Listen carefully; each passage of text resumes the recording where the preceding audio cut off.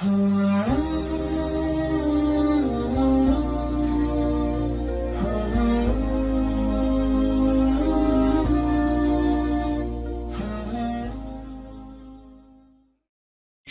اللہ کا نام لے کر جو بڑا مہربان نہایت رحم والا ہے۔ الف لام میم۔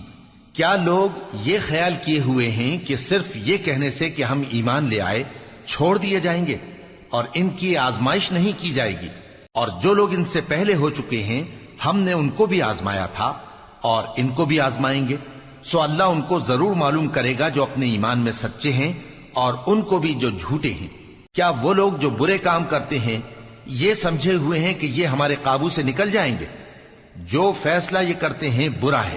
جو شخص اللہ کی ملاقات کی امید رکھتا ہو تو اللہ کا مقرر کیا ہوا وقت ضرور آنے والا ہے، اور وہ سننے والا ہے، جاننے والا ہے۔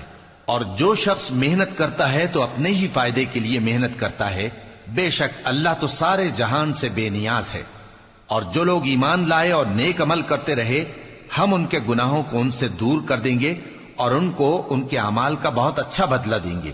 اور ہم نے انسان کو اس کے ماں باپ کے ساتھ نیک سلوک کرنے کا حکم دیا ہے۔ اے مخاطب، اگر تیرے ماں باپ تجھے مجبور کریں کہ تو میرے ساتھ کسی کو شریک بنائے جس کی حقیقت کی تجھے واقفیت نہیں، تو ان کا کہا نہ مانیو۔ تم سب کو میری طرف لوٹ کر آنا ہے، پھر جو کچھ تم کرتے تھے میں تم کو جتا دوں گا۔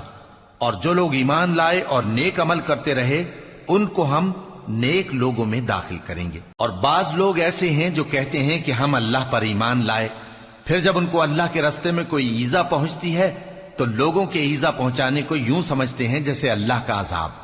اور اگر تمہارے پروردگار کی طرف سے مدد پہنچے تو کہتے ہیں کہ ہم تو تمہارے ساتھ تھے۔ کیا جو اہل عالم کے سینوں میں ہے اللہ اس سے واقف نہیں؟ اور اللہ ان کو ضرور معلوم کرے گا جو سچے مومن ہیں، اور وہ منافقوں کو بھی معلوم کر کے رہے گا۔ اور جو کافر ہیں وہ مومنوں سے کہتے ہیں کہ ہمارے طریقے پر چلو اور ہم تمہارے گناہ اٹھا لیں گے، حالانکہ وہ ان کے گناہوں کا کچھ بھی بوجھ اٹھانے والے نہیں۔ کچھ شک نہیں کہ یہ جھوٹے ہیں، اور یہ اپنے بوجھ بھی اٹھائیں گے اور اپنے بوجھوں کے ساتھ اور لوگوں کے بوجھ بھی۔ اور جو جھوٹ یہ لوگ گھڑتے رہے قیامت کے دن ان کی ان سے ضرور پرسش ہوگی۔ اور ہم نے نوح کو ان کی قوم کی طرف بھیجا تو وہ ان میں 50 برس کم 1000 برس رہے۔ پھر ان لوگوں کو طوفان کے عذاب نے آ پکڑا اور وہ ظالم تھے۔ پھر ہم نے نوح کو اور کشتی والوں کو نجات دی اور کشتی کو اہل عالم کے لیے نشانی بنا دیا۔ اور ابراہیم کو یاد کرو جب انہوں نے اپنی قوم سے کہا کہ اللہ کی عبادت کرو اور اس سے ڈرو، اگر تم سمجھ رکھتے ہو تو یہ تمہارے حق میں بہتر ہے۔ تم تو اللہ کو چھوڑ کر بتوں کو پوجتے اور جھوٹی باتیں بناتے ہو۔ جن لوگوں کو تم اللہ کے سوا پوجتے ہو وہ تم کو رزق دینے کا اختیار نہیں رکھتے، پس اللہ ہی کے ہاں سے رزق طلب کرو اور اسی کی عبادت کرو اور اسی کا شکر کرو، اسی کی طرف تم لوٹ کر جاؤ گے۔ اور اگر تم جھٹلاتے ہو تو تم سے پہلے بھی امتیں اپنے پیغمبروں کی تکذیب کر چکی ہیں، اور پیغمبر کے ذمے کھول کر سنا دینے کے سوا اور کچھ نہیں۔ کیا انہوں نے نہیں دیکھا کہ اللہ کس طرح خلقت کو پہلی بار پیدا کرتا ہے پھر کس طرح اس کو دوبارہ پیدا کرے گا؟ یہ اللہ کو آسان ہے۔ کہہ دو کہ ملک میں چلو پھرو اور دیکھو کہ اس نے کس طرح خلقت کو پہلی دفعہ پیدا کیا ہے، پھر اللہ ہی دوسری بار بھی پیدا کرے گا۔ بے شک اللہ ہر چیز پر قادر ہے۔ وہ جسے چاہے عذاب دے اور جس پر چاہے رحم کرے، اور اسی کی طرف تم لوٹائے جاؤ گے۔ اور تم اس کو نہ زمین میں عاجز کر سکتے ہو نہ آسمان میں، اور نہ اللہ کے سوا تمہارا کوئی دوست ہے اور نہ مددگار۔ اور جن لوگوں نے اللہ کی آیتوں سے اور اس کے سامنے حاضر ہونے سے انکار کیا وہ میری رحمت سے نا امید ہو گئے ہیں اور ان کو درد دینے والا عذاب ہوگا۔ تو ان کی قوم کے لوگ جواب میں بولے تو یہ بولے کہ اسے مار ڈالو یا جلا دو، مگر اللہ نے ان کو آگ میں جلنے سے بچا لیا۔ جو لوگ ایمان رکھتے ہیں ان کے لیے اس میں نشانیاں ہیں۔ اور ابراہیم نے کہا کہ تم جو اللہ کو چھوڑ کر بتوں کو لے بیٹھے ہو تو دنیا کی زندگی میں باہم دوستی کے لیے، مگر پھر قیامت کے دن ایک دوسرے کی دوستی سے انکار کر دو گے اور ایک دوسرے پر لعنت بھیجو گے، اور تمہارا ٹھکانہ دوزخ ہوگا اور کوئی تمہارا مددگار نہ ہوگا۔ پس ان پر ایک لوط ایمان لائے اور ابراہیم کہنے لگے کہ میں اپنے پروردگار کی طرف ہجرت کرنے والا ہوں بے شک وہ غالب ہے، حکمت والا ہے۔ اور ہم نے ان کو اسحاق اور یعقوب بخشے اور انہی کی اولاد میں پیغمبری اور کتاب رکھ دی، اور ان کو دنیا میں بھی ان کا صلہ عنایت کیا اور وہ آخرت میں بھی نیک لوگوں میں ہوں گے۔ اور لوط کو یاد کرو جب انہوں نے اپنی قوم سے کہا کہ تم عجب بے حیائی کے مرتکب ہوتے ہو، تم سے پہلے اہل عالم میں سے کسی نے ایسا کام نہیں کیا۔ کیا تم مردوں کی طرف مائل ہوتے اور رہزنی کرتے ہو اور اپنی مجلسوں میں ناپسندیدہ کام کرتے ہو؟ تو ان کی قوم کے لوگ جواب میں بولے تو یہ بولے کہ اگر تم سچے ہو تو ہم پر عذاب لے آؤ۔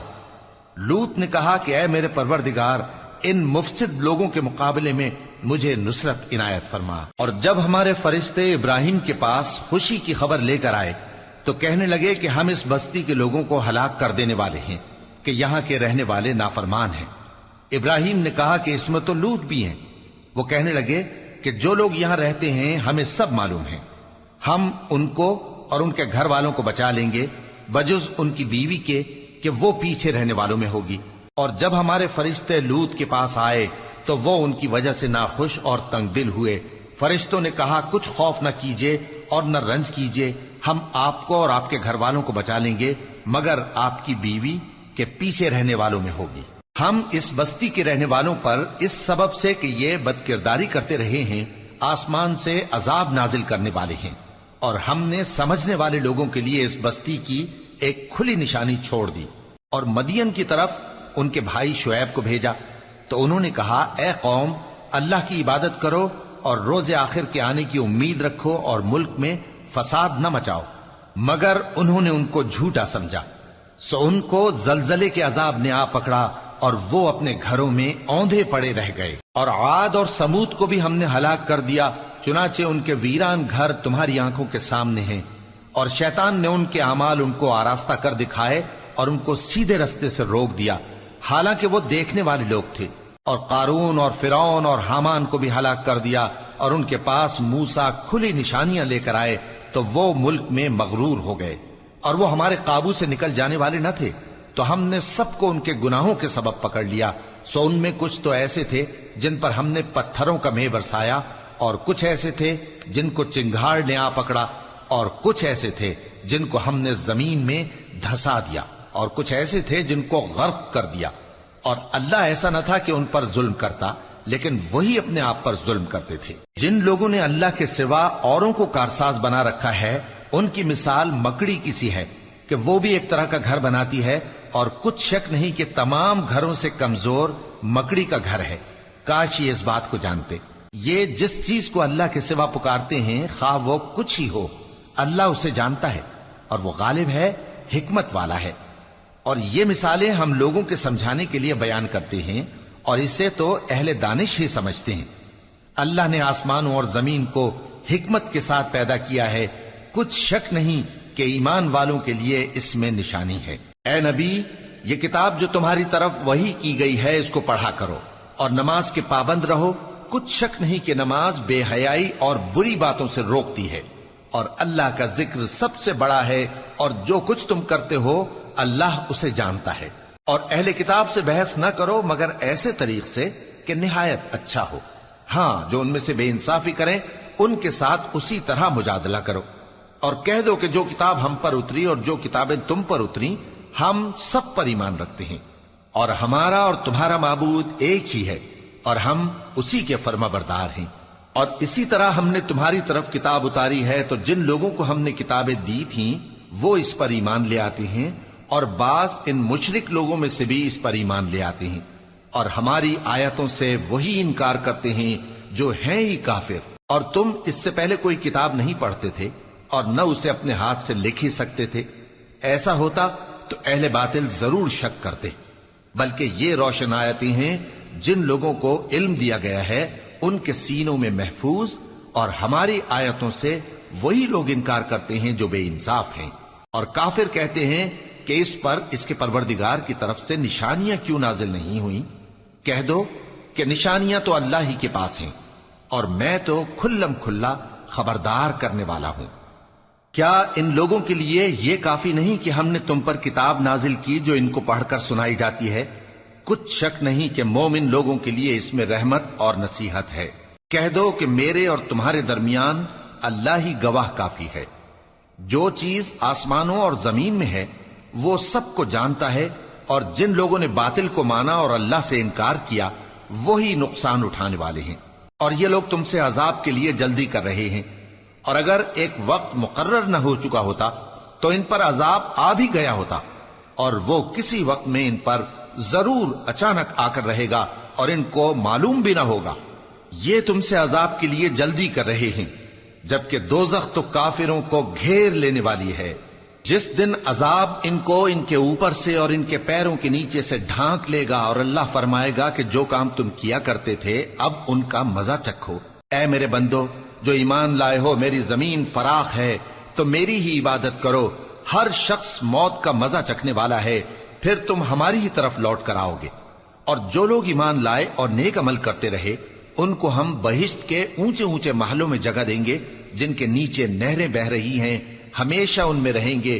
نیک عمل کرنے والوں کا یہ خوب بدلہ ہے، جو صبر کرتے اور اپنے پروردگار پر بھروسہ رکھتے ہیں۔ اور بہت سے جانور ہیں جو اپنا رزق اٹھائے نہیں پھرتے، اللہ ہی ان کو رزق دیتا ہے اور تم کو بھی، اور وہ سننے والا ہے، جاننے والا ہے۔ اور اگر ان سے پوچھو کہ آسمانوں اور زمین کو کس نے پیدا کیا اور سورج اور چاند کو کس نے تمہارے زیر فرمان کیا، تو کہہ دیں گے اللہ نے۔ تو پھر یہ کہاں الٹے جا رہے ہیں؟ اللہ ہی اپنے بندوں میں سے جس کے لیے چاہتا ہے روزی فراخ کر دیتا ہے، اور جس کے لیے چاہتا ہے تنگ کر دیتا ہے۔ بے شک اللہ ہر چیز سے واقف ہے۔ اور اگر تم ان سے پوچھو کہ آسمان سے پانی کس نے برسایا، پھر اس سے زمین کو اس کے مرنے کے بعد کس نے زندہ کیا، تو کہہ دیں گے کہ اللہ نے۔ کہہ دو کہ اللہ کا شکر ہے، لیکن ان میں اکثر نہیں سمجھتے۔ اور یہ دنیا کی زندگی تو صرف کھیل اور تماشا ہے، اور ہمیشہ کی زندگی کا مقام تو آخرت کا گھر ہے۔ کاش یہ لوگ سمجھتے۔ پھر جب یہ کشتی میں سوار ہوتے ہیں تو اللہ کو پکارتے، خالص کرتے ہوئے اسی کے لیے اطاعت کو، لیکن جب وہ ان کو نجات دے کر خشکی پر پہنچا دیتا ہے تو جھٹ شرک کرنے لگ جاتے ہیں، تاکہ جو ہم نے ان کو بخشا ہے اس کی ناشکری کریں اور فائدہ اٹھائیں۔ سو خیر ان قریب ان کو معلوم ہو جائے گا۔ کیا انہوں نے نہیں دیکھا کہ ہم نے حرم کو مقام امن بنایا ہے اور لوگ ان کے گرد و نواح سے اچک لیے جاتے ہیں؟ کیا یہ لوگ باطل پر اعتقاد رکھتے ہیں اور اللہ کی نعمتوں کی ناشکری کرتے ہیں؟ اور اس سے بڑا ظالم کون جو اللہ پر جھوٹ بہتان باندھے، یا جب حق بات اس کے پاس آئے تو اس کی تکذیب کرے؟ کیا کافروں کا ٹھکانہ جہنم میں نہیں ہے؟ اور جن لوگوں نے ہمارے راستے میں محنت کی ہم ان کو ضرور اپنے رستوں پر چلا دیں گے، اور اللہ تو نیکوکاروں کے ساتھ ہے۔